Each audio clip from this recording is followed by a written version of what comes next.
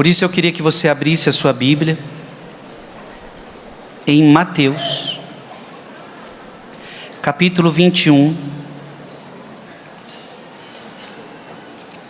Mateus, capítulo 21.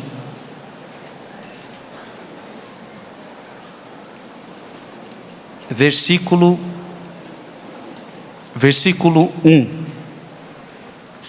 Mateus 21, versículo 1.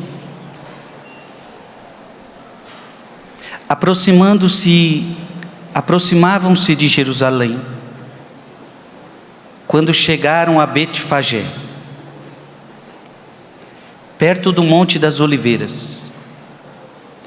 Jesus enviou 2 de seus discípulos. Irmãos e irmãs, quantas vezes Jesus entrou em Jerusalém? Muitas vezes. Jesus era acostumado a ir para Jerusalém, mas nunca como desta vez. Esta vez nós temos coisas diferentes acontecendo. Veja que nós celebramos Domingo de Ramos e da Paixão do Senhor. Agora está mais perto do que nunca de Ele dar a sua vida por nós. Portanto, não é uma entrada como as outras, é uma entrada diferente. Eu aproveito para dizer que essa semana também não é uma semana como as outras. Esta semana é uma semana diferente para nós católicos. Essa semana não é como qualquer outra. Amanhã não é uma segunda-feira qualquer, amanhã é segunda-feira santa. Terça que vem é terça-feira. Em nenhum dia do calendário acontece isso, somente nesta semana. Portanto, diga para quem está do seu lado: esta semana não é uma semana qualquer. Diga para quem está do seu lado: esta semana não é igual às outras. Esta semana é santa. E nós iremos viver de uma forma santa. É triste então ver católicos que vão viver esta Semana Santa de uma forma pagã.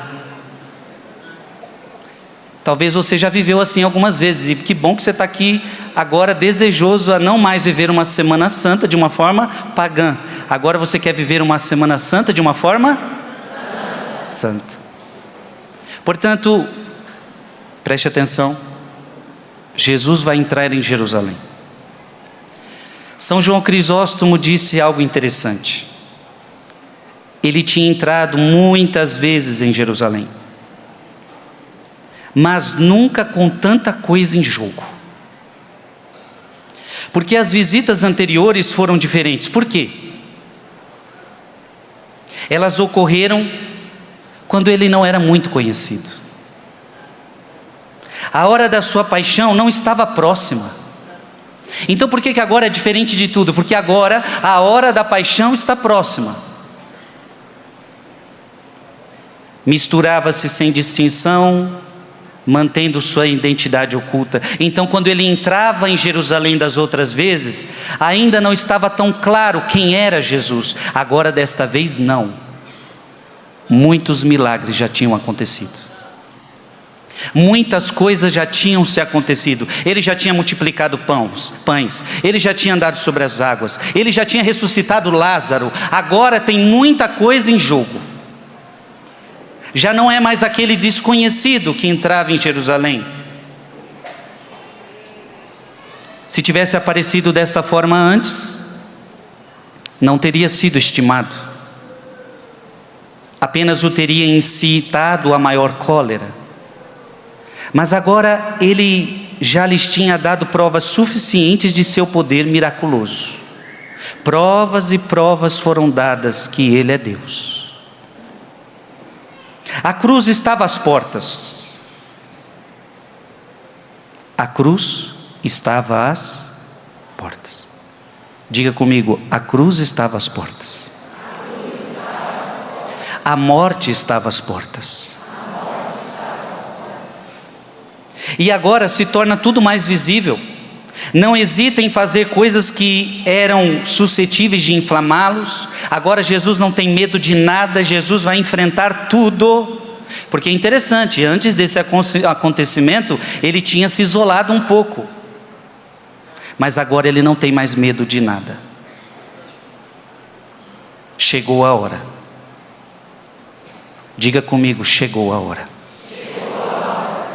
Talvez tivesse sido possível que essas coisas fossem feitas antes, mas não era nem proveitoso nem oportuno. Interessante os ensinamentos de São João Crisóstomo. Antes não era a hora da sua paixão, agora tudo está em jogo. Agora, se antes ele tinha se ausentado um pouco dos líderes religiosos da época, que queriam matá-lo, que queriam persegui-lo, que queriam fazer tantas coisas com ele, apedrejá-lo, jogá-lo de um precipício, agora ele não tem medo. Não é que antes ele tinha medo, é que antes, veja bem, lembra, queriam tacar pedras em Jesus para matá-lo, mas Jesus não deixou que o matassem.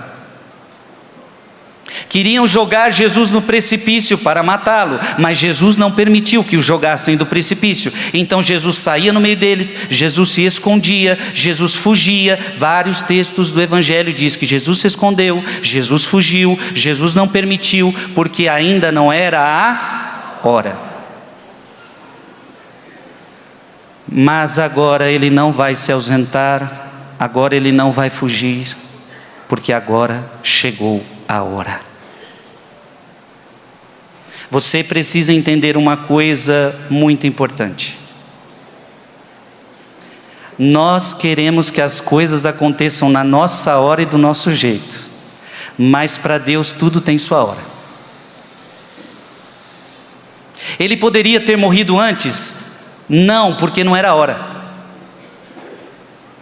Então tem muitas coisas que você queria que acontecesse na sua vida, mas você precisa entender que há tempo de nascer e há tempo de morrer, há tempo de falar e há tempo de ficar calado. Há tempo para chorar e tempo para sorrir. Na vida tudo há um tempo. Abra sua Bíblia em João capítulo 7. Se você puder deixar Mateus 21 guardadinho aí, a gente vai voltar para ela mais vezes. Então deixa marcadinho aí. Mateus 21, deixa marcadinho, Mateus 21, e agora você vai para João.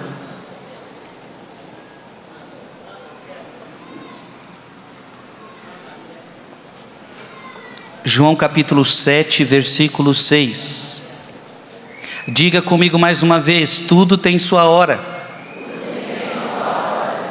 Então você tem que entender que para Deus existe um momento certo para tudo. Eu e você, por exemplo, a gente, se dependesse de nós, todo o mal do mundo ia acabar. Hoje, agora. Todo o mal do mundo ia acabar hoje e agora, se dependesse de nós. Mas Deus tem sua hora. E quando é que o mal no mundo vai acabar? Somente na segunda volta de Jesus Cristo. Porque diz a palavra que é nessa hora que Ele vai separar o trigo do joio. Se dependesse de nós, nós já separaríamos o trigo do joio agora, sim ou não? Sim. Mas Deus tem o seu tempo e Deus tem sua. Vamos ler então João capítulo 7, versículo 6. O que está escrito aí? Leia comigo. Disse-lhe Jesus: o meu tempo ainda não chegou, mas para vós a hora é sempre favorável. Olha que interessante, o meu tempo ainda não chegou. Para vocês, qualquer hora é hora. Vocês não entendem o tempo. Vocês não entendem o tempo de Deus. Para vocês a hora, toda hora é hora. Para vocês querem que tudo aconteça na hora de vocês. Mas o meu tempo não é o tempo de vocês. Você está entendendo?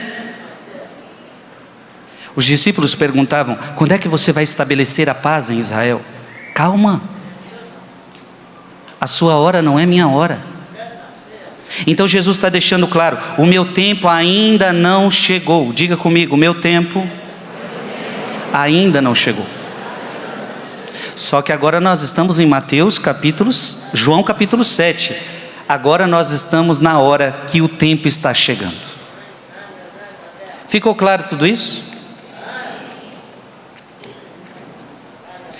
Voltemos para Mateus capítulo 21, versículo 2. Dizendo-lhes: ide à aldeia que está de fronte, encontrareis logo uma jumenta amarrada, e com ela o jumentinho. Desamarrai-os e trazei-os. São João Crisóstomo, ele diz algo. Observai que nesta palavra, quando fala que Jesus vai pegar um jumentinho, por que tem que ser o jumentinho? Para se cumprir profecias. Abra sua Bíblia, fica em Mateus, não saia de Mateus. Agora abra em Lucas capítulo 24. Lucas capítulo 24. Versículo 44. Lucas 24, 44. Leia comigo. Depois lhes disse: isto é que vos dizia quando ainda estava convosco. Era necessário o quê? Que se cumprisse tudo o que de mim está escrito na lei de Moisés e nos profetas e nos... Jesus já tinha dito, tudo que está na Escritura precisa se cumprir. Meus irmãos, tudo que Jesus faz é um cumprimento da Escritura. Então, se Jesus está pegando um jumentinho, é porque esse jumentinho tem a ver com a Escritura. Abra sua Bíblia em Zacarias. Está pertinho aí de Mateus. Zacarias, capítulo 9, versículo 9. E aqui a profecia de Zacarias vai se cumprir. Então lembre que Zacarias é bem antes de Jesus Cristo. E agora uma profecia de Zacarias 9:9 se cumpre. Leia comigo. Quero ouvir você. Exulta de alegria, filha de Sião. Solta gritos de júbilo, filha de Jerusalém. Eis que vem a ti o teu rei justo e... Diga comigo, o meu rei é justo e vitorioso. Ele é simples e vem montado num jumento, no potro de uma jumenta. A profecia de Zacarias está se cumprindo. Um rei justo, um rei humilde, um rei simples, montado no filhote da jumenta. O rei do universo montado no filhote da jumenta.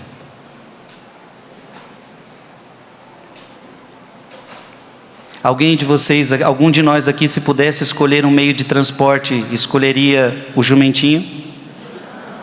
Diante de tantos outros.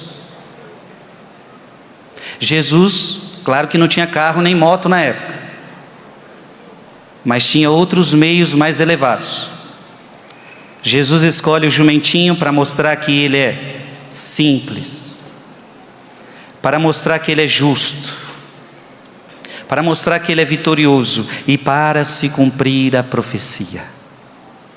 Então agora, Jesus entrando em Jerusalém, a profecia está se cumprindo. E qual profecia está se cumprindo? Que o nosso Jesus é vitorioso.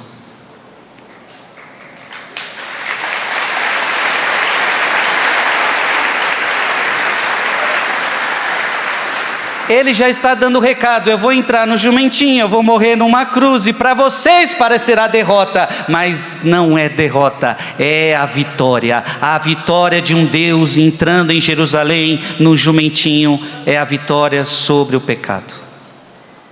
Amém? Amém. Ainda os padres da igreja, se alguém vos disser algo Aliás, vamos para Mateus 21 de novo. Mateus 21, versículo 3. Mateus 21, versículo 3. Se alguém vos disser qualquer coisa, respondei-lhe que o Senhor necessita deles e que sem demora os devolverá. O Senhor, se alguém perguntar por que você está pegando a jumenta, fala que o Senhor precisa deles. Os santos padres da igreja dizem assim: se alguém vos disser algo, direis, o Senhor precisa deles. Diga comigo, o Senhor precisa deles. E Ele os enviará imediatamente. Não digais, vosso Senhor ou nosso Senhor, ou o Senhor dos animais de carga, para que todos entendam que somente eu sou o Senhor. Não apenas dos animais ou somente daqueles que lhe estão sujeitos, mas de toda a humanidade, até mesmo dos que estão contra mim. Olha que bonito, gente. O Senhor de todo o universo está pedindo. O Senhor de toda a humanidade está clamando. O Senhor deste animal, o seu Senhor, você que é o dono dessa jumenta, o Senhor deste animal, o teu Senhor, o meu Senhor, o nosso Senhor, o Senhor de toda a humanidade está pedindo.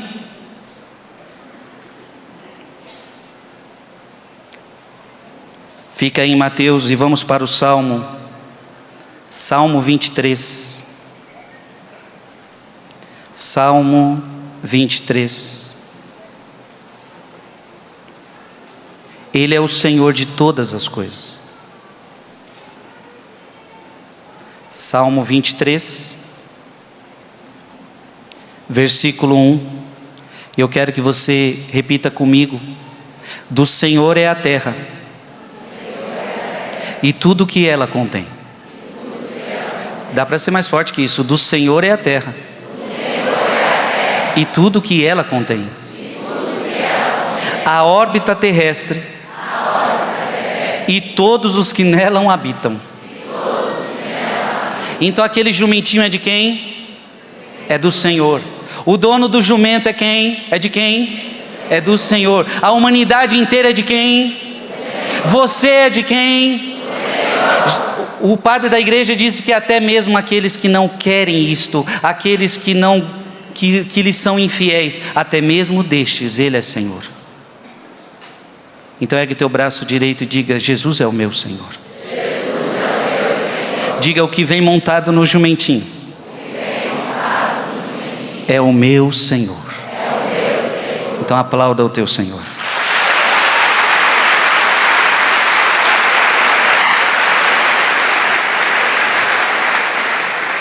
Por isso eu peço para você abrir a sua Bíblia e você vai professar essa palavra, Romanos capítulo 14, versículo 8. Romanos 14, versículo 8. Eu quero que você repita comigo mais uma vez. Diga comigo: se vivemos, vivemos para o Senhor. E se morremos, morremos para o Senhor. Mais uma vez: se vivemos, vivemos para o Senhor. E se morremos, morremos para o Senhor.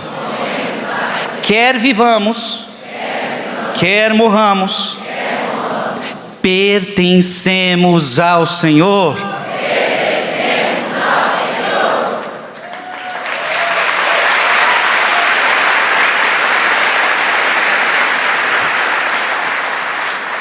Diga para quem está do seu lado: você, vivo ou morto, pertence a Deus. Eu sei que é ruim falar isso para ele, mas pode falar: você não pertence ao diabo. Você pertence a nosso Senhor Jesus Cristo. Vivo ou morto?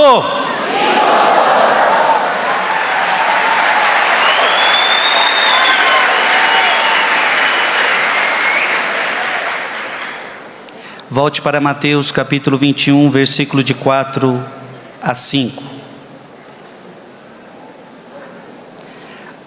Assim, neste acontecimento, cumpria-se o oráculo do profeta: dizei ó filha de Sião, eis que o teu rei vem a ti, cheio de doçura, montado numa jumenta, num jumentinho, filho da que leva o jugo. Os padres da igreja dizem: queres conhecer a mansidão daquele que vem? Veja, a palavra diz, cheio de doçura. Considera a imagem da sua chegada. Ele não se assenta em carro de ouro. Ele não se assenta em carro de ouro, brilhante com púrpura de valor inestimável. Nem está montado em um cavalo espumante, amante da discórdia e da guerra. Naquela época haviam cavalos que estavam prontos para a guerra. Jesus tinha muitos inimigos à sua volta. Se Jesus quisesse a guerra, ele iria num jumentinho, sim ou não? Não. O que um jumentinho vai ganhar de guerra, gente? O bicho empacado, que não sai do lugar. Na terra da minha mãe, Panelas, Pernambuco, tem a corrida de jirico. E diz que é uma comédia que até hoje eu quero ver como que é essa corrida de jirico. Diz que tem uns que empacam e não vai nem para frente nem para trás. Aí o homem perde a corrida. Havia naquela época cavalos de guerra, havia naquela época, se acontecesse qualquer problema ali, havia animais fortes que poderiam enfrentar batalhas. Jesus veio para enfrentar batalhas com os homens, sim ou não? Não, a batalha de Cristo é com o demônio, a batalha de Cristo é com o diabo. Ele não veio causar guerra contra nós, mas ele veio causar guerra contra o demônio, contra o diabo. É para destruir o diabo que Jesus veio. Conforme está, abra sua Bíblia em 1 João capítulo 3, versículo 8. Abra aí sua Bíblia, 1 João capítulo 3, versículo 8. Aquele que peca é do demônio, porque o demônio peca desde o princípio. Repete comigo: eis porque o Filho de Deus se manifestou para destruir as obras do demônio. Você está entendendo, sim ou não? Então Jesus não veio para destruir os homens, Jesus não veio para destruir os judeus e fariseus, Jesus veio para destruir o demônio. E assim fazer você uma pessoa livre. Amém? Amém? Então ele não vem com a guerra, ele vem com a paz. Ele se apresenta com humildade. Poderia ter ido com uma pompa maior? Poderia, mas ele escolheu não ir com pompa. Abra sua Bíblia em Filipenses capítulo 2. Filipenses capítulo 2, versículo de 6 a 7. Filipenses capítulo 2, versículo de 6 a 7. Como que ele quis vir até nós? Sendo ele de condição divina, não se prevaleceu de sua igualdade com Deus, mas aniquilou-se a si mesmo, assumindo a condição de escravo, assemelhando-se aos homens. Então, sem carro de ouro, ele rejeita os símbolos do poder terreno. Ele não busca a vanglória, ele não busca a violência. Ele escolhe a jumenta, um animal tranquilo, um animal pacato, símbolo da paz. Esse rei não veio para trazer guerra e violência. Esse rei veio para trazer a paz, e principalmente a paz aos corações. Deixo-vos a paz, a minha paz eu vos dou. Não como o mundo a dá, mas eu vos dou a minha paz. Portanto, Jesus, enquanto os judeus estão com medo, fariseus estão com medo, saduceus estão com medo, está todo mundo com medo do homem, e o homem vem montado num jumentinho. Vocês imaginam aquela cena? Eu fico imaginando as conversas dele. Vocês vão ver, ele vai armar uma guerra. Vocês vão ver, ele tem muitos seguidores. A gente tem que parar esse homem. A gente tem que parar esse homem. Ele às vezes se faz de coitadinho, mas um dia vai vir com tudo. A gente tem que dar um jeito antes de que tudo aconteça. Aí quando eles acham que tudo vai acontecer, o homem vem num jumentinho. Símbolo da paz. Por isso que a Sagrada Escritura vai dizer que ele é o príncipe da paz. Amém? Quem está precisando de paz na sua vida e na sua casa, levanta a mão e diga: Jesus, eu preciso de paz. E só o Senhor pode me dar a paz. Eu pergunto para vocês, nessas madrugadas que nós vivemos juntos, vocês receberam a paz dentro da casa de vocês?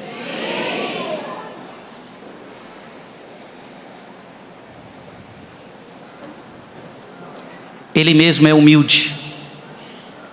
E montado em uma jumenta e num potro recém-nascido. Falo para mostrar antecipadamente aquele sobre quem está escrito nos evangelhos. Abra sua Bíblia em Mateus, capítulo 11, versículo 29. Mateus, capítulo 11, versículo 29. O que está escrito aí? Tomai meu jugo sobre vós e recebei minha doutrina, porque eu sou manso e humilde de coração. Eu sou manso e humilde de coração. Gente, esse rei montado num jumento é para simbolizar isso. Humilde, manso. Então quando alguém vir com guerra para você, quando alguém vir com orgulho para cima de você, como é que você deve ir? Manso e humilde, montado num jumentinho. Você está entendendo, sim ou não?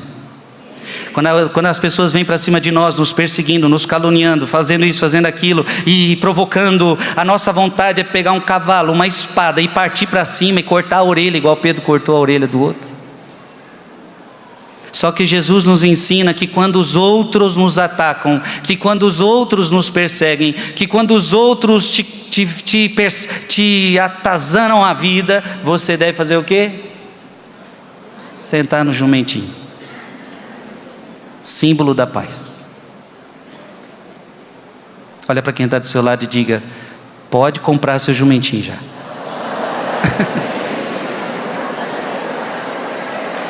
Diga para ele, você vai precisar dele. Diga quando você estiver muito bravinho, muito nervosa, muito nervoso, lembra do jumento.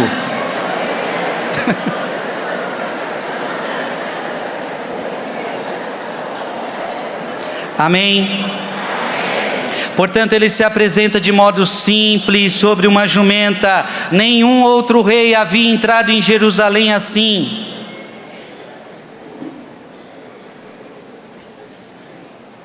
Mateus capítulo 21, versículo 9. O que está escrito aí? E toda aquela multidão que o precedia e o que o seguia clamava: Hosana ao filho de Davi. Eu quero que vocês gritem, porque eles gritavam aquele dia. Vamos lá? Hosana. Bendito seja aquele que vem em nome do Senhor. Hosana no mais alto dos céus. Hilário de Poitiers diz o seguinte: esta é a mesma multidão, ou melhor, uma pergunta: esta é a mesma multidão que aplaudiria sua crucifixão? Como se converteu em ódio a graça que eles recebiam? Até as palavras de seus louvores apontavam para o poder da redenção. Hosana, em hebraico, significa a redenção da casa de Davi. Estão invocando o filho de Davi. Celebram a herança do reino eterno. Proclamam a bênção em nome do Senhor. Mas em breve, talvez, alguns daqueles estarão dizendo: crucificam. E isto cheio de blasfêmia. Assim como nós muitas vezes na vida, ora bendizemos a Deus, ora o negamos, ora o traímos. Mas por enquanto as obras que ele estava fazendo exibiam a forma do futuro. É concedido que a multidão fazia essas coisas com emoções muito confusas. As coisas que viriam depois seriam diferentes. No entanto, inadvertidamente e sem querer, eles apontavam para as coisas celestiais que se desenrolavam. Desse modo, toda a cidade de Jerusalém se agitou. A mesma multidão celebra, mas em breve pedirá a crucifixão. Abra sua Bíblia em João, capítulo 1, versículo 11. João, capítulo 1, versículo 11. O que está escrito aí? Veio para o que era seu, mas os seus não o receberam. Veio para o que era seu, mas os seus não o receberam. Quando eles gritavam Hosana, eles gritavam salva-nos. Hoje todos nós vamos gritar salva-nos. Essa pregação hoje ela termina com Jesus sacramentado entrando no meio de nós. Daqui a pouco o nosso Senhor vai entrar aqui. E nós também teremos que dizer a Ele, salva-nos. Durante esses 40 dias que nós estamos rezando, você estava gritando para a sua família, salva minha família, sim ou não? Sim. Salva o meu filho, salva o meu esposo, salva a minha esposa, salva a minha família.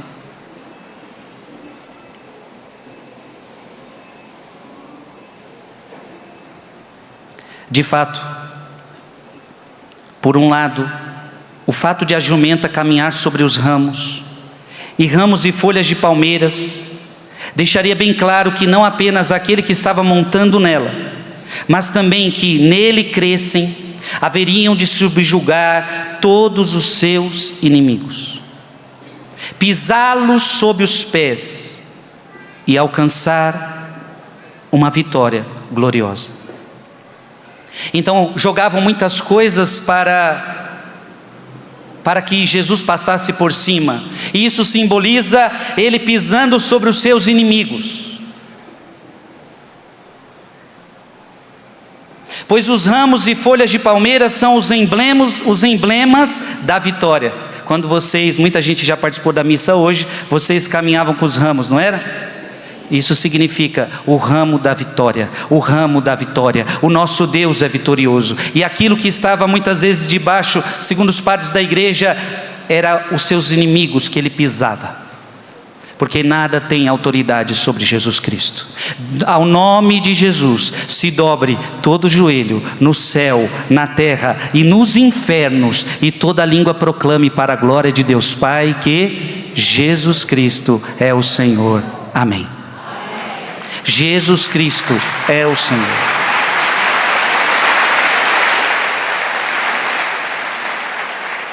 Diga comigo bem alto: Jesus é vitorioso, sobre todos os seus inimigos. Não tem inimigo que possa vencer Jesus. Não tem. Não tem. Não tem.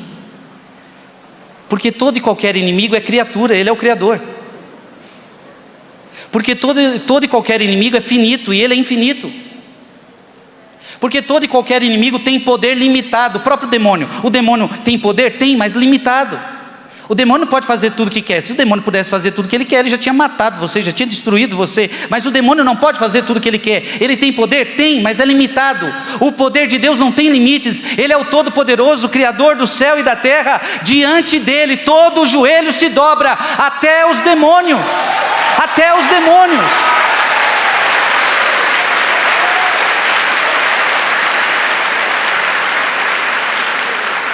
Então o ramo na mão significa o quê? Vitória. Diga comigo: vitória. Repete comigo: aquele que está em Cristo é mais que vencedor. Quer uma prova? Abra sua Bíblia em Apocalipse. Apocalipse.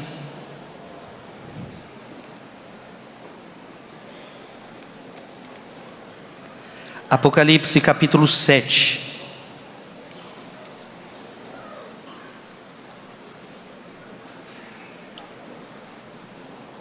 Apocalipse capítulo 7, versículo 9. Depois disso, o título da minha Bíblia, Ave Maria, está escrito assim: a multidão dos salvos. Então agora a Bíblia está falando dos que foram salvos. Apocalipse. Então Apocalipse 7, versículo 9. Depois disso, vi uma grande multidão que ninguém podia contar. Olha que bonito, no céu vai ter uma multidão que ninguém vai nem conseguir contar. Parece que tudo está perdido, mas não está. O nosso Deus é vitorioso. No céu vai estar cheio de gente. Muita gente que já morreu já está lá. Há uma multidão de gente que não é possível contar. Você quer entrar nesse número? Eu quero estar perdido nesse meio aí. Ou melhor, encontrado. Depois disso eu vi uma grande multidão que ninguém podia contar. De toda a nação. Olha a prova de que todas as nações serão salvas. De toda a nação. De toda a tribo. De todo o povo e de todas as línguas. Conservavam-se em pé diante do trono e diante do Cordeiro. Então todo este povo dos salvos está de pé diante do trono, diante do Cordeiro. E eles estão de vestes brancas e estão com o que nas mãos? E palmas nas mãos. O livro do Apocalipse está dizendo que os ramos nas mãos é o sinal da vitória. Os ramos nas mãos é o sinal da vitória. Então, o que nós estamos fazendo aqui na igreja terrestre, um dia nós faremos na igreja celeste. Os raminhos que vocês carregaram hoje nas mãos na missa, um dia vocês estarão carregando no céu. Nós estaremos carregando no céu. Ramos nas mãos, os ramos da vitória.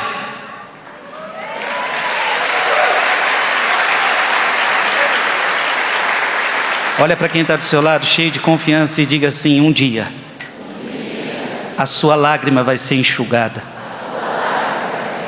Um dia não haverá mais dor.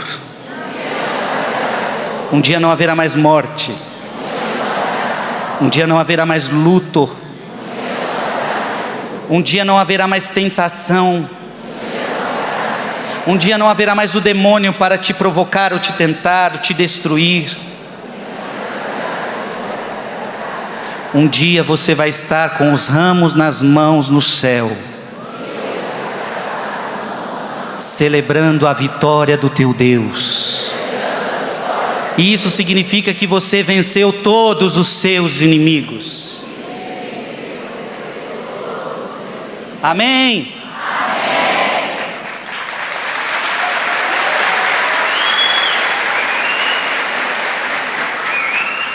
Mateus capítulo 21, versículo 10. Quando ele entrou em Jerusalém, alvoroçou-se toda a cidade, perguntando: quem é este? Quem é este? A cidade toda ficou em alvoroço. Jesus, ele alvoroça mesmo. Jesus causa alvoroço. Porque tem gente que também acha que é tudo tranquilinho. Não, Jesus causa alvoroço. Talvez na sua casa esses tempos aí causam uns alvoroços. Que tanto que reza. Agora deu acordar toda madrugada.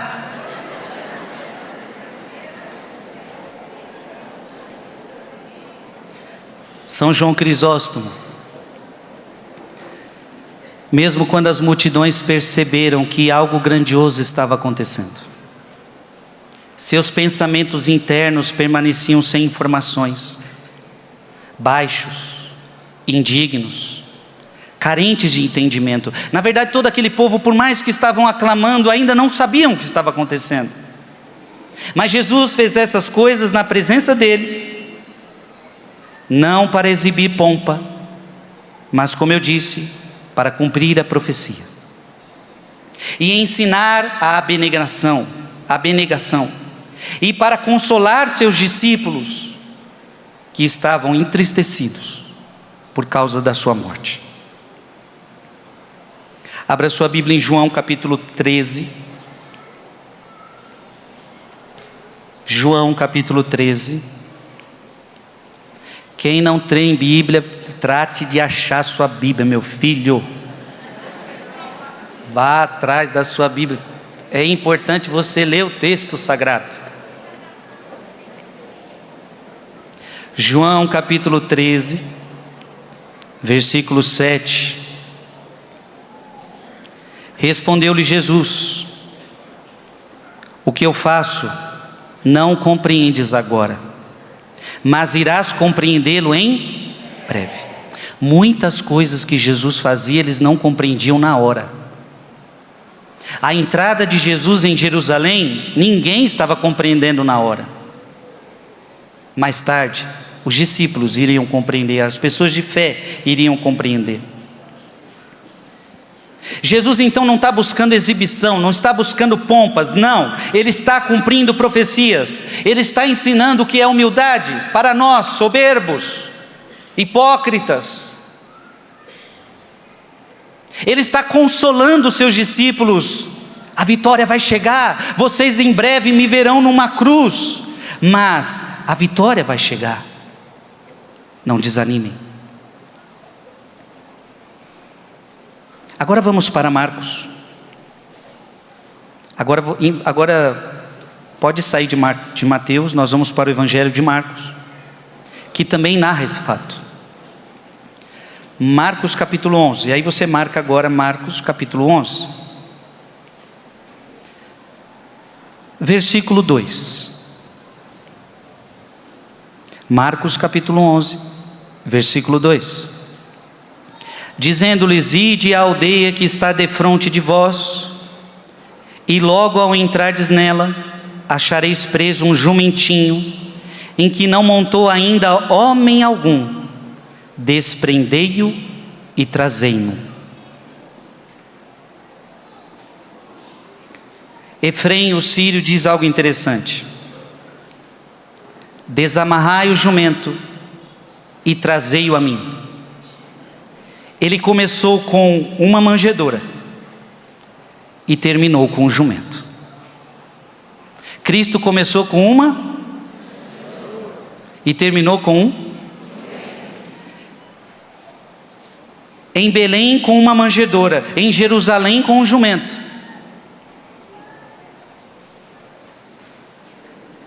E provavelmente, pelo menos os nossos presépios, onde Jesus nasceu, era onde os animais comiam. Pode ser que ali tinha um jumentinho também. Podemos até dizer que começou com o jumentinho e terminou com o jumentinho. A manjedoura e o jumento são símbolo do quê? São símbolos de humildade. Então, quando nós vemos Jesus nascendo numa manjedoura, um Deus humilde. Jesus montado num jumentinho, um Deus, diga comigo, meu Deus é humilde. E às vezes você se acha o tal. Pode falar para quem está do seu lado, pode falar, o teu Deus é humilde. E você empina esse nariz muitas vezes, achando que é alguma coisa. Pode falar para ele, coitado de tu, meu Deus. Diga, eu e tu não vale nada. Nós somos pó, e ao pó nós iremos voltar. Vamos aprender de Jesus, que é manso e humilde. Abra sua Bíblia, vamos provar isto em 2 Coríntios.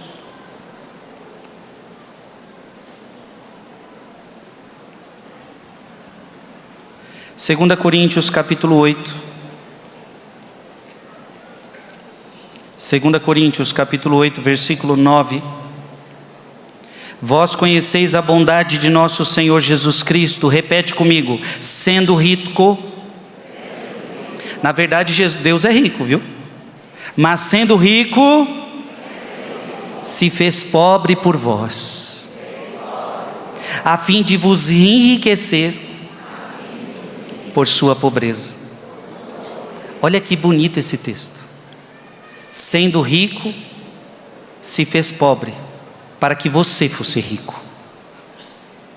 Sendo rico, se fez pobre para nos enriquecer com as suas bênçãos, nos enriquecer com as suas graças, nos enriquecer com os méritos da sua morte e ressurreição. Sendo rico, se fez pobre para enriquecer você. Marcos, volte para Marcos 11, versículo 7. Conduziram a Jesus o jumentinho, cobriram-no com os mantos, e Jesus montou nele.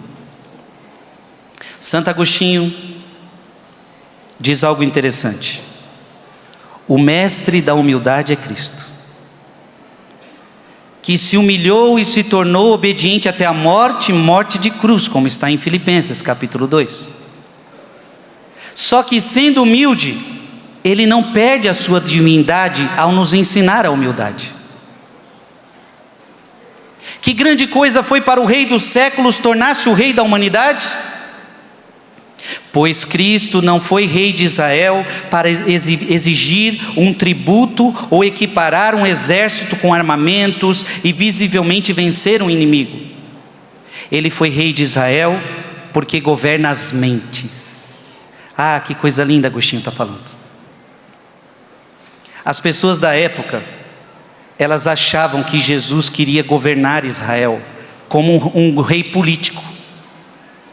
Todo mundo achava que Jesus, o Messias, viria para destruir o poder político de Roma da época. Todo mundo achava na época, a maioria das pessoas achavam que o Messias seria um Messias que ia libertar, que seria um Messias político. Ele não veio para governar politicamente.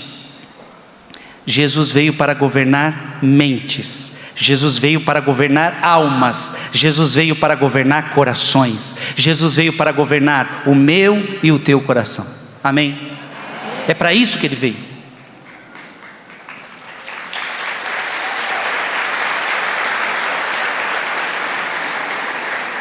Ele foi rei de Israel porque governa mentes, porque aconselha para a eternidade. O seu reino não é aqui, é na eternidade, porque conduz ao reino dos céus aqueles que creem e esperam nele. Abra sua Bíblia em João, deixe em Marcos aí, mas abra sua Bíblia em João, capítulo 18. João capítulo 18, versículo 36. João capítulo 18, versículo 36. Respondeu Jesus: o meu reino não é deste mundo. Se o meu reino fosse deste mundo, os meus súditos certamente teriam pelejado para que eu não fosse entregue aos judeus. Mas o meu reino não é deste mundo. Diga comigo bem forte: o reino de Jesus não é deste mundo. Então Jesus veio para governar, sim, mas não veio para governar este mundo, não veio para ser um governante político. Ele veio para governar o teu coração, o meu coração, o nosso coração. O reino dele não é daqui. Ele veio governar o nosso coração, para que nós pudéssemos ir para o seu reino. E o reino dele está claro: o meu reino não é deste mundo. Ele veio para nos levar para o seu reino, e o seu reino é no céu, e o seu reino é na eternidade. Lá é o seu reino. Eu pergunto: você quer ir para o reino de Cristo, sim ou não? Sim. Cuidado para não achar que o reino de Deus é aqui.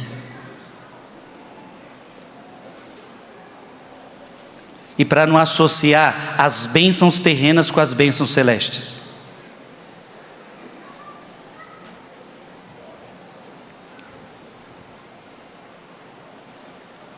Você está entendendo, sim ou não? Você está entendendo tudo que simboliza Jesus no jumentinho? Marcos capítulo 11, versículo 8. Marcos 11, 8. Muitos estendiam seus mantos no caminho. Outros cortavam ramos das árvores e espalhavam-nos pelo chão. Metódio diz algo interessantíssimo. Em vez de nossos mantos, estendamos os nossos corações diante dele. Então as pessoas, Jesus ia passando, ia estendendo os mantos, ia estendendo tantas coisas, e agora eu quero convidar você a entender que você deve estender o teu coração, para que Jesus possa pisar sobre ele, para que Jesus possa governar sobre ele. Você está entendendo isso, sim ou não? É colocar o coração diante de Jesus, é derramar o coração de Jesus. Aí Jesus, quando você derrama o seu coração diante de Jesus, você pode dizer: Jesus, pode pisar meu orgulho, pode pisar minha vaidade, pode pisar minha mentira, pode pisar minha inveja, pode pisar minha mentira, pode pisar nos meus vícios, na pornografia, na minha bebedeira, em todas as coisas que eu vivo que não está de acordo contigo. Pode pisar, pisa. Eu derramo o meu coração diante de ti. Governa a minha vida. Governar minha vida significa que o Senhor manda em mim. Tu és o meu Senhor. Diga comigo: Senhor, neste dia eu quero colocar o meu coração diante de ti. Outro evangelista que vai narrar esse fato, já vimos Mateus, já vimos Marcos, vamos agora para Lucas, porque Lucas também narra este acontecimento. Tem muitos fatos que só estão em um evangelho, ou dois, ou três. Este está em todos os evangelhos. Então abra sua Bíblia em Lucas capítulo 19. E já marca, não tira daí.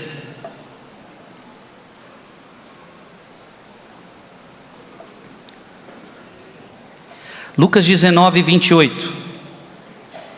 Veja que eu vou ler um versículo antes de ele entrar em Jerusalém.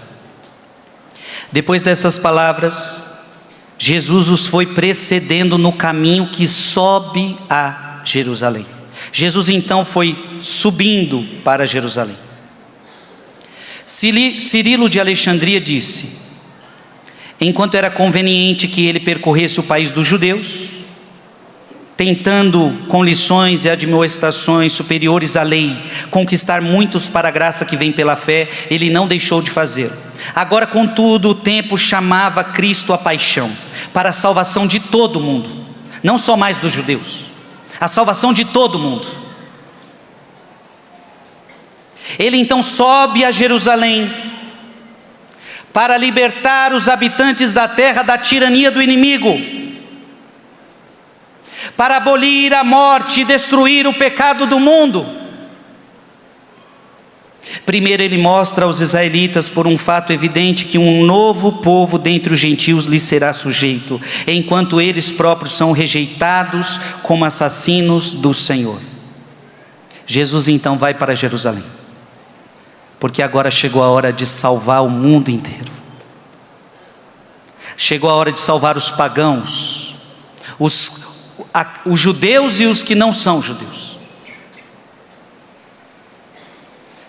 Abra sua Bíblia, deixa aí marcadinho em Lucas e vai agora para Hebreus, capítulo 2. O que Jesus foi fazer em Jerusalém? Essa palavra vai dizer isso. Hebreus capítulo 2, versículo de 14 a 15. Hebreus 2, 14 a 15. Porquanto os filhos participam da mesma natureza, da mesma carne e do mesmo sangue, também ele participou, a fim de destruir pela morte aquele que tinha o império da morte, isto é, o demônio. Repete comigo: Jesus veio destruir pela morte aquele que tinha o império da morte, isto é, o demônio. e libertar aqueles que pelo medo da morte estavam toda a vida sujeitos à verdadeira escravidão. Resumo da história: Jesus veio para nos libertar da morte, com a sua morte. Jesus veio para nos libertar do demônio e te tirar da escravidão de Satanás. Obrigado, Jesus.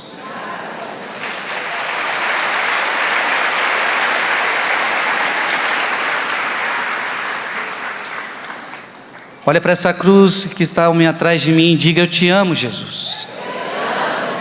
Eu te amo, Jesus. Eu te amo, Jesus.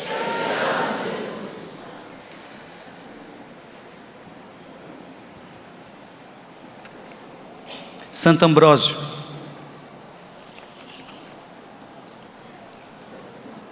ele interpreta misticamente essa entrada de Jerusalém como a entrada de Cristo em nossas almas. Preste atenção, olha que bonito isso. A entrada de Jesus em Jerusalém, na verdade, simboliza a entrada de Cristo na tua alma, no teu coração. O jumento é um animal teimoso. Diga comigo: o jumento é um animal teimoso. Você já parou na frente de uns animais teimosos que o carro está na frente dele, você buzina, buzina, buzina, ele não sai da sua frente? É aquele bicho empacado. O jumento representa a natureza humana teimosa nossa, que Cristo, só Cristo para domar.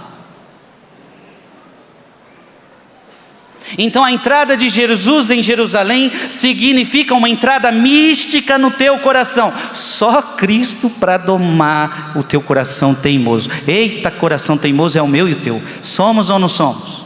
Um povo de cabeça dura, teimoso, teimoso, teimoso, teimoso, teimoso. Você acha que tem razão perante Deus. Olha para quem está do seu lado, pode falar: tu é teimoso, hein?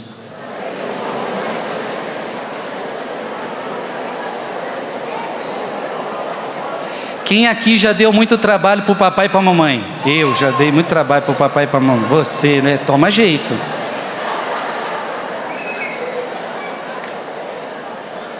Quanto trabalho você já deu para Deus, meu filho?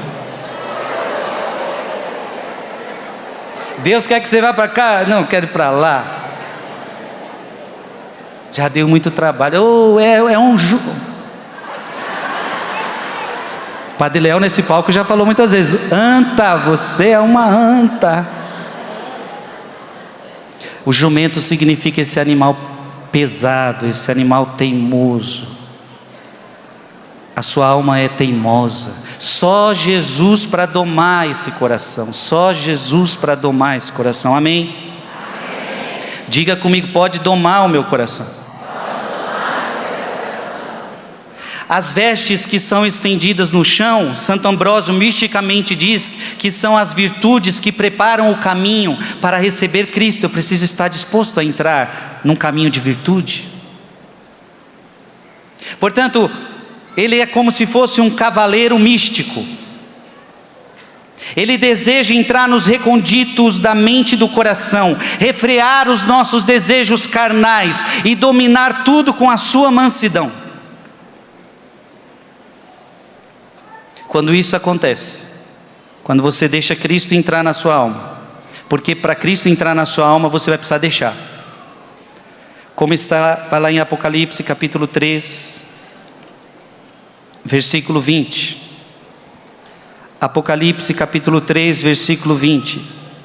Eis que estou à porta e bato. Se alguém ouvir a minha voz e abrir a porta, entrarei em sua casa. E cearemos, eu com ele, ele comigo. Jesus só entra se você deixa. Se você deixar ele entrar, ele vai cear com você e você vai ter paz no seu coração.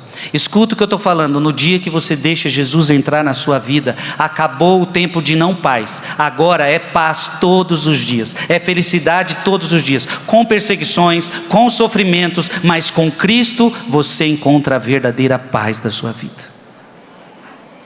Estou mentindo? Estou mentindo? Lucas capítulo 19, versículo 37. Lucas 19, 37. Quando já ia se aproximando da descida do Monte das Oliveiras, toda a multidão dos discípulos, tomada de alegria, começou a louvar a Deus, em altas vozes, por todas as maravilhas que tinham visto. Começaram a o quê? Louvar a Deus. Olha para quem está do seu lado e diga: você precisa louvar a Deus.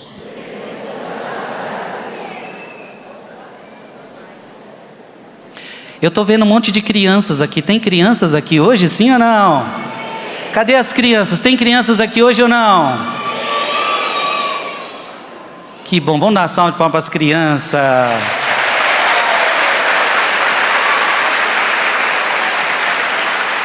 Quantas crianças rezaram na madrugada também? Ó, muitas. Porque diz a palavra que o perfeito louvor vem das crianças. Fica aí, ou melhor, guarda aí Lucas, mas vamos lá em Mateus de novo. Mateus capítulo 21, versículo 15. Mateus capítulo 21, versículo 15. Este evento é logo depois, é narrado logo após a entrada de Jesus em Jerusalém. E olha o que está acontecendo. Com grande indignação, os príncipes dos sacerdotes e dos escribas, que assistiam seus milagres e ouviam os meninos gritarem no templo: Hosana ao filho de Davi. As crianças louvando a Deus, as crianças louvando Jesus. Cirilo de Alexandria vai dizer: Cristo, portanto, senta-se sobre o jumentinho. Quando agora ele chegou à descida do Monte das Oliveiras, próximo de Jerusalém, os discípulos iam à frente louvando-o. Eles foram chamados a testemunhar as obras maravilhosas que ele realizou na sua glória. Nós também devemos sempre louvá-lo, considerando quem e quão grande ele é. Outro santo evangelista, como eu li para vocês, mencionou que crianças segurando ramos de palmeira corriam à frente dele, junto com os demais discípulos, e celebravam a sua glória. Assim como as crianças, nós devemos louvar o Senhor. É preciso ensinar as crianças desde cedo a louvar o Senhor. O perfeito louvor vem dos lábios dos mais pequeninos, diz a palavra de Deus. Amém? Diga comigo: dai-me um coração que te louva, Senhor. Volte para Lucas capítulo 19, versículo 39. Lucas 19, 39. Nesse momento, alguns fariseus interpelaram a Jesus no meio da multidão: Mestre, repreende os teus discípulos. Gente, preste atenção. Enquanto tinha muita gente louvando, aqueles homens sabedores de tudo, conhecedores da lei, estavam falando para Jesus: manda esse povo se calar. Cirilo de Alexandria, ele disse: de fato, os fariseus reclamavam porque Cristo era louvado. Tem gente que reclama quando a gente reza, sim ou não? Você já encontrou pessoas na sua vida que reclamavam enquanto você rezava? Isso é antigo, minha gente. Olha para quem está do seu lado e diga: quando alguém reclamar que você reza, não deixe que isso te pare. Continue rezando, respeitando essa pessoa, sem agredir essa pessoa. A sua resposta vai ser o amor e a oração. Mas não pare de rezar, porque você incomodou alguém. Amém?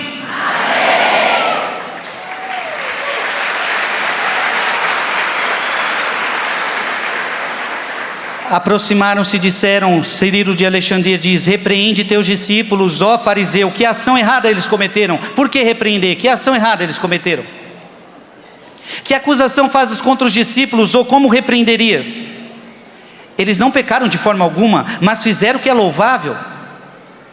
Eles exaltam como Rei e Senhor aquele que a lei antes apontara por muitos símbolos e tipos. A antiga companhia dos santos profetas o anunciara. Tu o desprezas e o afligiste por teu grande ciúme. Na verdade vocês estão com ciúme. Na verdade vocês estão com inveja. Teu dever era unir-se aos demais em seus louvores. Vocês deviam se unir a eles. Teu dever era afastar-se de tua alma, de tua maldade e mudar o teu caminho para melhor. Teu dever era seguir as sagradas escrituras e ter sede do conhecimento da verdade. Não fizestes isso, ao contrário, transferindo tuas palavras para o lado oposto, desejaste repreender os arautos da verdade. Não vão calar a verdade, não vão calar a verdade.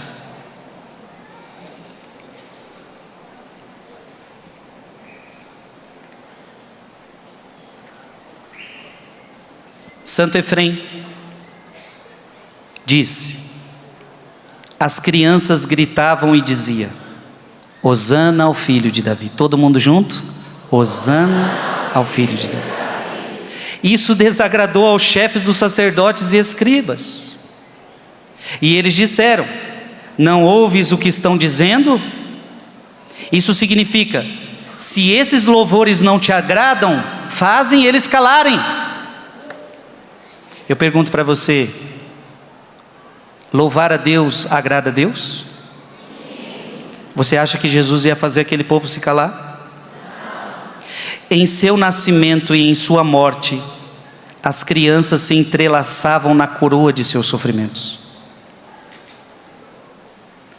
Muitas crianças morreram no tempo de Jesus.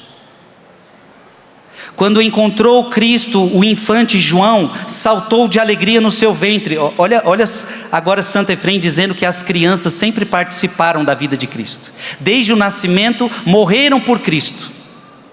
Milhares de crianças. Agora, no ventre de Isabel, uma criança exulta. Crianças foram assassinadas em seu nascimento. Elas foram como uvas de seu banquete de núpcias. Crianças também proclamaram o seu louvor quando se aproximava o momento de sua morte. Jerusalém estava em tumulto. Em seu nascimento, assim como voltou a estar em tumulto e tremendo no dia em que ele entrou nela. Olha que fato interessante. Quando Jesus nasce, Jerusalém está em tumulto. A terra está em tumulto. Ou melhor, ali a região de Belém está em tumulto, por causa do recenseamento. E agora mais uma vez em tumulto. Quando os escribas ouviram isso, ficaram desgostosos e disseram a ele: manda que parem. E ele lhes disse: se estes se calarem, as pedras clamarão. Jesus dá uma resposta: se eles pararem de louvar, as pedras vão começar a louvar. Você já viu pedra falando por aí? Você já viu? Você já viu pedra louvando?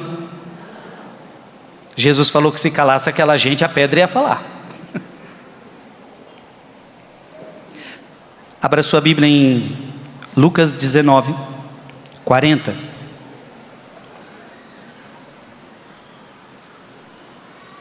Lucas 19, 40. Ele respondeu, o que Jesus respondeu? Digo-vos, se estes se calarem, aclamarão as... Se estes se calarem, clamarão as pedras. Gente, olha o que Santo Ambrósio vai dizer. Não é estranho que as rochas respondam contra a sua natureza com louvores do Senhor, já que assassinos mais duros que rochas também as proclamam. Talvez signifique que quando os judeus forem silenciados após a paixão do Senhor, as pedras vivas, de acordo com Pedro, clamarão. 1 Pedro 2, de 4 a 5. Mesmo com sentimentos confusos, a multidão, no entanto, conduz Deus ao seu templo com louvor. Santo Ambrósio está dizendo que até as pedras podem dar glórias a Deus. Quando Jesus fala das pedras que também poderão clamar e louvar. Ele estava se referindo ao coração endurecido do homem. Olha que interessante, aqueles homens que estavam pedindo para Jesus parar, para parar aquela multidão, eram homens de coração duro, e Jesus fala, de pedras, porque os seus corações são de pedras, e um coração de pedra Cristo não entra. Algumas pessoas são mais duras que pedras. Você conhece algumas pessoas que são mais duras que pedra? Às vezes dentro da tua casa tem algumas bênçãos assim. Mas calma, que amolece de pouco a pouco. Quando o povo judeu rejeita a Cristo e se cala, Deus levanta um novo povo, os gentios convertidos, os cristãos, para louvá-lo. Olha que bonito, gente. De um lado, os judeus não querem louvar, de um lado os escribas não querem louvar, mas enquanto vocês fecham o coração, Deus levanta um outro povo para louvar. O louvor não vai parar, a vitória de Deus nada vai parar.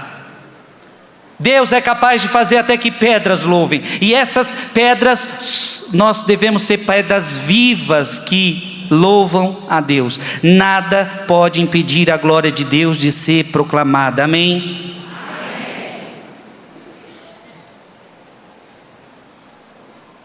Podem tentar calar as nossas vozes, podem tentar calar as suas orações, mas Deus não permitirá que isso aconteça. Eu quero dizer e deixar isso bem claro para você. Tentaram calar as vozes deles, e Jesus não permitiu que isso acontecesse. Deus vai levantar um povo novo, e eu posso dizer que eu estou contemplando isso, com meus 38 anos de idade, na nação brasileira. Eu estou vendo Jesus levantando um povo novo para louvá-lo, um povo novo para adorá-lo.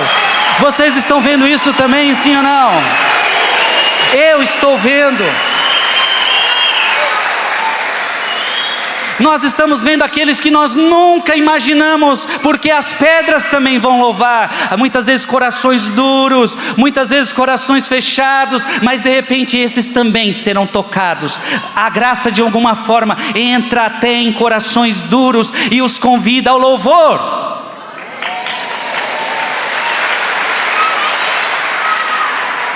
Você faz parte deste povo novo. Olha para quem está do seu lado e diga: você faz parte deste povo novo.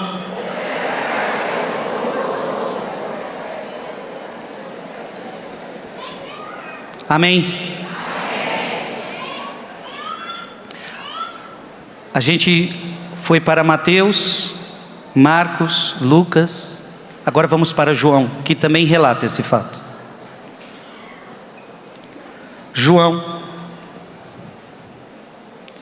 capítulo 12.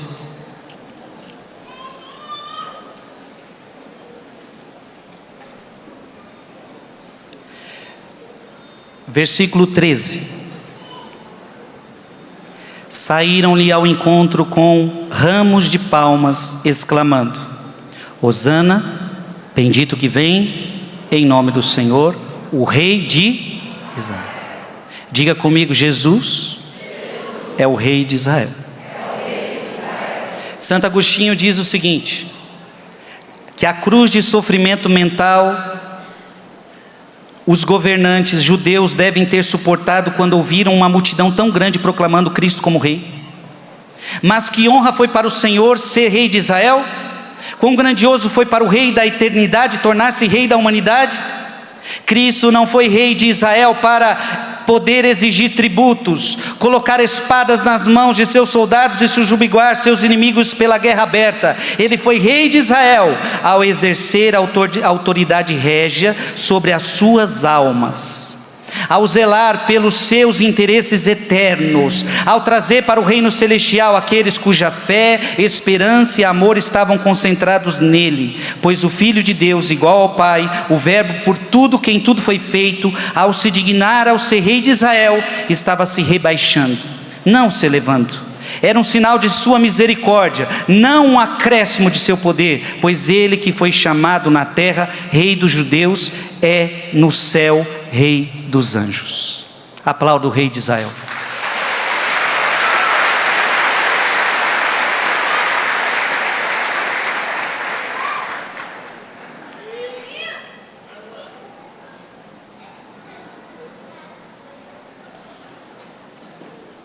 Teodoro, ele vai dizer algo interessante.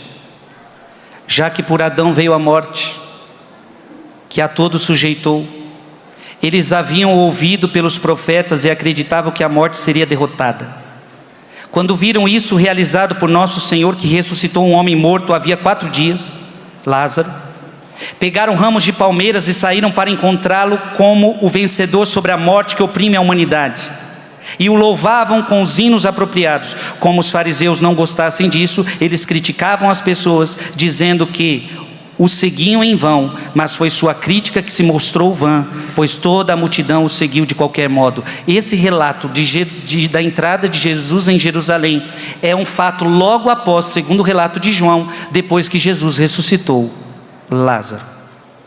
Naquele fato, as pessoas começaram a crer em Jesus, os judeus começaram a crer em Jesus, e a coisa foi tão forte que até Lázaro quiseram matar. O texto bíblico diz que tentaram matar e assassinar Lázaro, porque por causa da morte e ressurreição de Lázaro, muitas pessoas estavam crendo em Jesus. As pessoas viam naquele fato que Jesus tinha poder sobre a morte. Amém?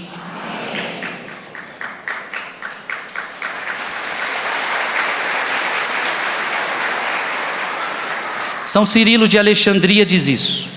Dizem isso censurando a si mesmos por não terem matado tanto a Jesus quanto a Lázaro há muito tempo. Ou seja, devíamos ter matado Jesus e Lázaro há muito tempo. Eles se indignavam a respeito da multidão crente, como os líderes do povo, estivessem sendo privados de suas posses especiais que na verdade pertenciam a Deus. Olha aí, olha a sua Bíblia em João capítulo 12, versículo de 10 a 11, é a prova de que queriam matar Lázaro. Veja, Jesus tinha ressuscitado Lázaro e os homens queriam matar Lázaro depois dele ter ressuscitado.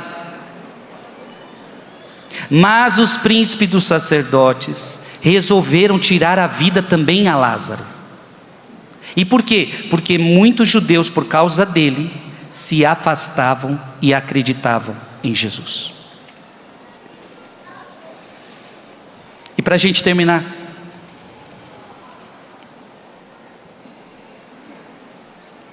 eu queria que você abrisse a sua Bíblia em João capítulo 12, versículo 32.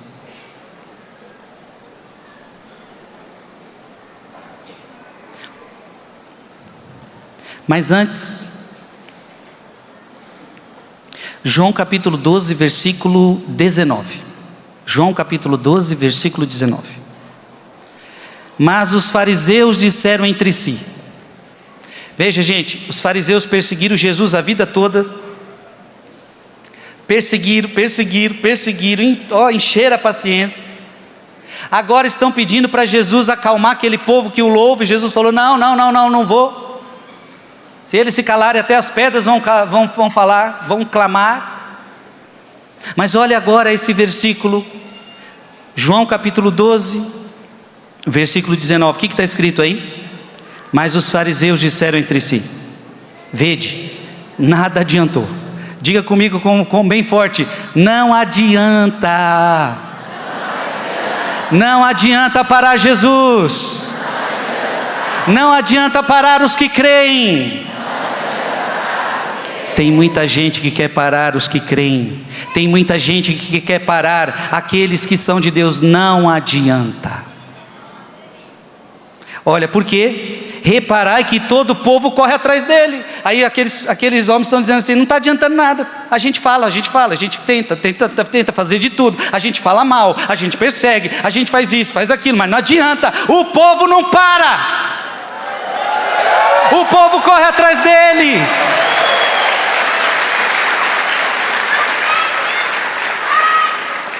As pessoas podem falar mal de Jesus.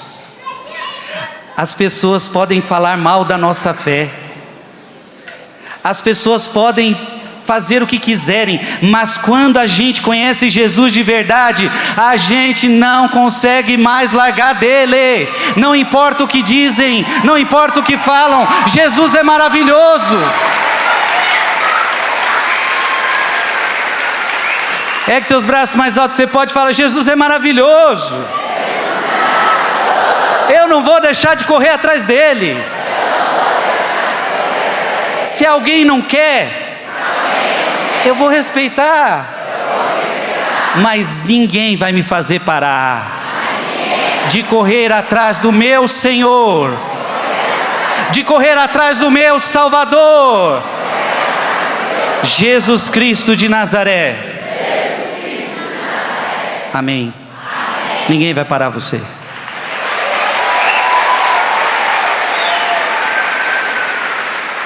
São Cirilo de Alexandria, preste atenção, eu termino com essa única citação. Cirilo de Alexandria: ainda que não soubessem os fariseus, estavam dizendo a verdade ao falar. Veja, ainda que eles não soubessem, eles estavam falando a verdade. Vede que todo mundo vai atrás dele, pois não apenas judeus, mas também os gentios haveriam de aceitar a fé. São Cirilo de Jerusalém, São Cirilo de Alexandria, ele está dizendo o seguinte: aqueles homens, sem quererem, estavam falando a verdade. Todo mundo vai correr atrás dele, os judeus e os não judeus, os que creem e os que não crerem para crer, todos correrão atrás dele. E olha essa cruz agora, olha essa cruz. Agora vira a página da sua Bíblia, João capítulo 12, versículo 32. Por que que todo mundo vai atrás dele? Para se cumprir a palavra de Jesus. João capítulo 12, versículo 32. Eu quero que você leia bem alto. O que está escrito aí? E quando eu for levantado da terra, atrairei todos os homens a mim.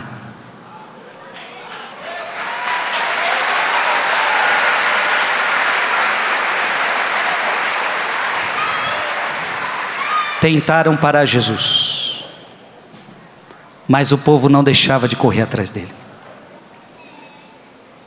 Tentaram calar as vozes das crianças, dos adultos, daquelas pessoas que estavam ali, mas o povo não deixava de correr atrás dele. Tentaram parar Jesus, mas ninguém conseguia parar Jesus. Eu gosto muito da passagem que está lá em Lucas, onde de repente chega Herodes e fala para Jesus assim: Jesus, Herodes mandou você parar. Você está causando muito tumulto, muita confusão. Melhor você, é melhor você parar. Aí Jesus olha para aqueles que vieram dar o recado, que Herodes nem veio falar pessoalmente dele, mandou o recado. Aí Jesus fala: vai dizer para aquela raposa que eu não vou parar. Eu continuo a fazer minhas obras hoje e amanhã, e eu não vou parar. Avisa para aquela raposa.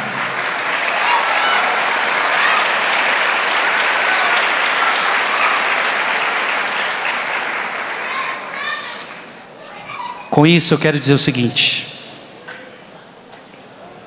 os ramos significam a vitória, e nós só vamos parar quando a gente chegar no céu.